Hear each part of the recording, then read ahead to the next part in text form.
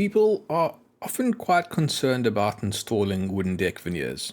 There's always the concern that they get stuck to themselves or to the wrong thing and then can't be moved.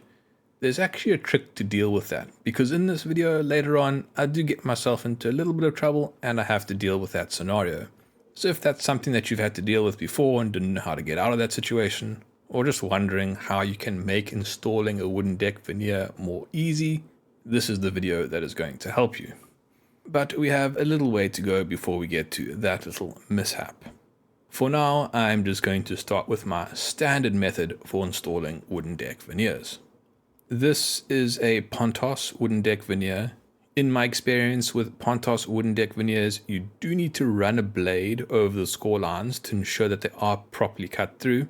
If you don't do that, it will get all caught up and you can snag and even tear the wooden deck veneer.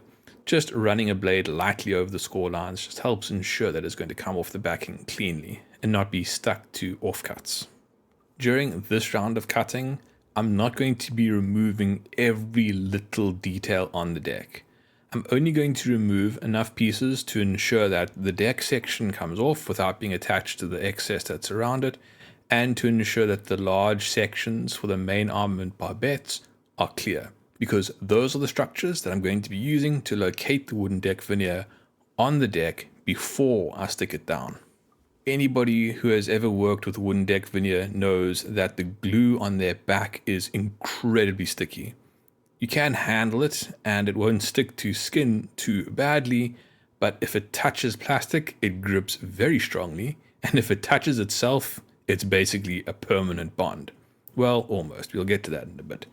But for now, the goal is to simply remove the wooden deck veneer as carefully as possible without getting it to touch anything else. Once off the backing, I carefully handle it over the model and then position it over the forward two barbettes. The barbettes are quite convenient structures to use to position the wooden deck veneer because they kind of hold it up. The fit is usually very tight, it won't just fall over these barbettes. So while I'm positioning it, that gives me an opportunity to gently ease it into position without having to worry about the deck getting stuck to anything. And I'm easing it into position on this edge that is around the barbettes and just letting it fall into position.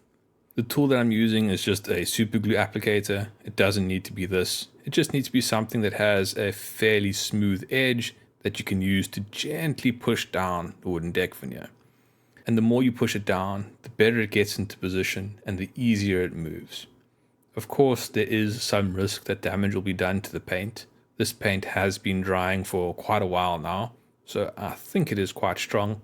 But if a few scuff marks are put onto the camouflage, that's easy enough to correct. For now, my goal is simply to get the wooden deck into the correct position without getting it stuck to anything that it shouldn't be stuck to. A little bit of handling and maneuvering is required to get it around some of the photo etch components, but for the most part that isn't much of an issue. And as you can see, this forward section of deck goes into position very easily. Once in position, some of the larger sections that are supposed to be removed can be cut out. I didn't try to remove these sections while the deck was on its plastic backing because in my view, the safest place for the deck to be is on the ship. So I want to get it there as quickly as possible, and then from there I can make adjustments. At this stage, I'm also not going to be removing many of these smaller details like holes for various anti-aircraft guns and shields and various deck fixtures. That's because I actually don't know if I'm going to be removing these or not. Since I am using a FlyHawk Super Detail upgrade kit, some of the plastic components have been replaced with metal components, and these metal components might actually not need the deck to be removed in that location. Since I'm not sure, I'm just going to leave it as it is. You will see that there are some areas where the smaller panels didn't come through with the wooden deck. That means they just stuck to the plastic backing and were well enough scored by Pontos to stay behind. If I need them, I'll just lift them off and put them back into position. But I'm not going to be fussing around with what needs to be where at this stage. I just want the decks in position. Next, I move on to the section for the aft of the deck. Once again, I cut out the score lines just to ensure that the deck comes off its backing easily. And here I make the mistake. I forgot to cut the score line for the main battery barbette, which means that disc has come out with the deck itself and because it's quite firmly stuck in, I can't just push it through. This means that I have to re-stick the deck onto the plastic. Since there are still other deck components on the side of the plastic where I removed it from that I don't want to damage, I can't, unless I'm able to be very precise, place the wooden deck back onto the plastic where I took it off. So my solution was to just stick it to the other side of the plastic.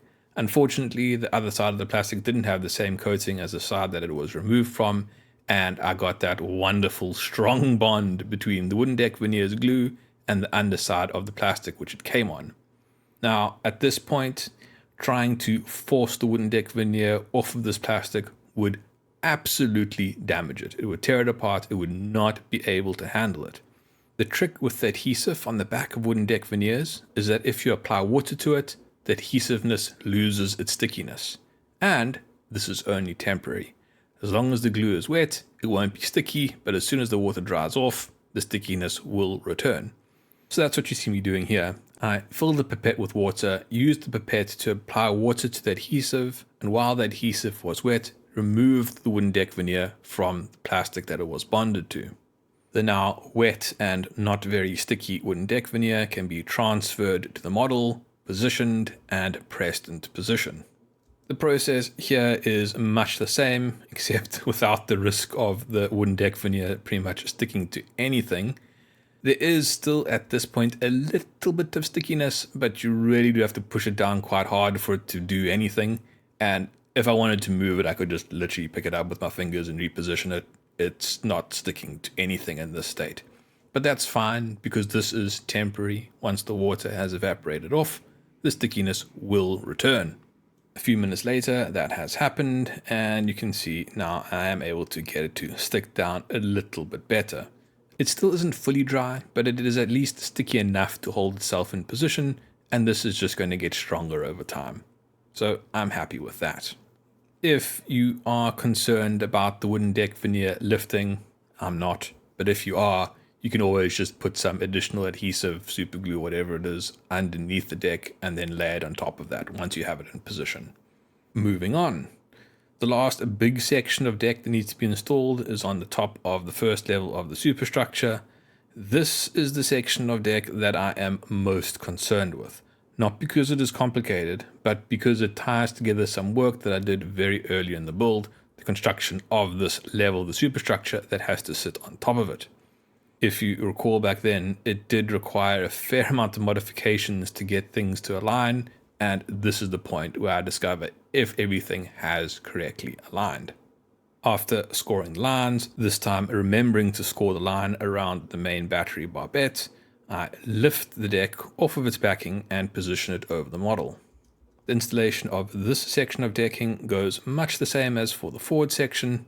Once positioned over the barbettes, it's simply slid into position and everything looks to be aligning correctly. Now for the moment of truth, does the superstructure fit? And the answer is yes. Somewhat surprisingly, it fits remarkably well. There are some gaps, that was expected, but they're far better than I thought it would be. Okay, I'm happy with that. Let's carry on. There are two small triangular sections that need to be added at the aft of this deck. These are easy enough just to position. They're very small. Just place them down with tweezers.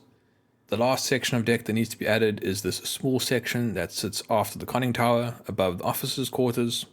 Once again, being a small piece of deck, this is very easy to install.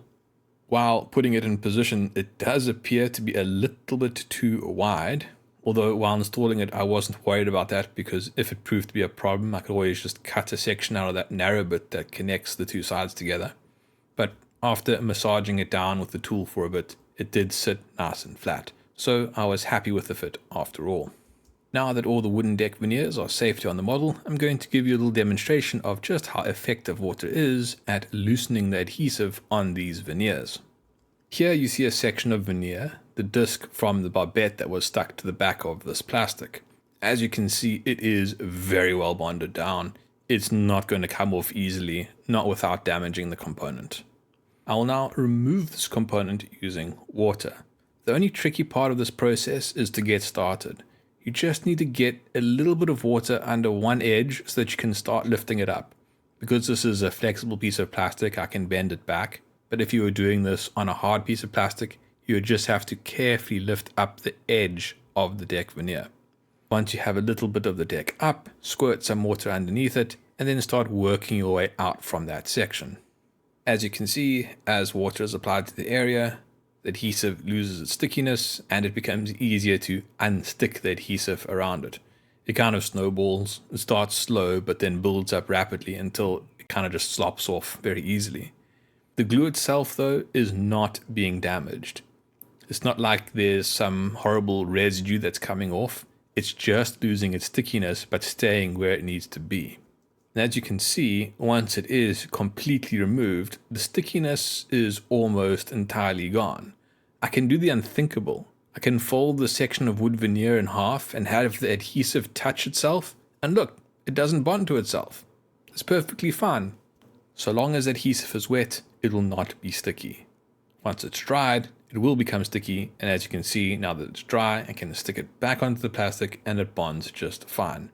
I do suspect that with all the handling that I've done on this piece of deck veneer, it has lost some of its stickiness, but it is still adequately sticky to hold itself in place. So there it is, that's the trick. If you find yourself with a horrible mess of wooden deck veneer stuck to itself, just put it in some water. Anyway, demo over, back to the build. There are two very small gaps in the deck veneer where some of that light grey paint shows through. So I need to correct that. I'm just going to apply a small amount of Mr. Color 365 to that area, just to help conceal these gaps a little bit.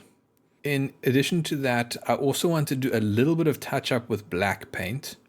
In the weathering that I did on the hull, I did quite a number onto the boot topping, and it got quite badly damaged, which in a way was part of the effect, but I think it was overdone and I want to bring that line back in a little bit more strongly.